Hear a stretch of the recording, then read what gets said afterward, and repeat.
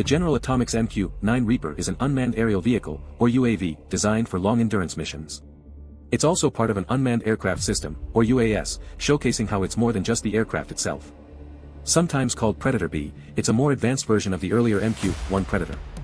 The Air Force refers to it as a remotely piloted vehicle, emphasizing human control from the ground. The Reaper boasts a powerful 950 horsepower turboprop engine. This allows it to carry 15 times more ordnance compared to the Predator. It can also cruise at roughly 3 times the speed of its predecessor. Air crews and ground control stations monitor and control the Reaper, even operating its weapons systems. The MQ-9 was the first UAV specifically designed for long-duration, high-altitude hunter-killer missions. Before Operation Iraqi Freedom, UAVs were mainly used for intelligence gathering. The Reaper marked a shift towards a more active combat role. As of May 2021, the U.S. Air Force operated over 300 MQ-9 Reapers. Some Reapers have been upgraded for better performance in intense combat scenarios. All new MQ-9s will include these improvements. The projected end-of-service life for the MQ-9 fleet is 2035. A single MQ-9 costs around $33 million in 2024.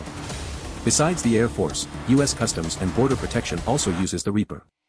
Several other countries' militaries employ the MQ-9 as well. The MQ-9A has been further developed into the MQ-9B series. General Atomics markets the MQ-9B as either Sky Guardian or Sea Guardian, depending on its specific mission. The first test flight of the Predator B-001 occurred on February 2, 2001. Abraham Karam is the designer behind the Predator series. The B-001's airframe was based on the Predator, but with larger wings and fuselage. General Atomics also created a jet-powered version, demonstrating the design's adaptability.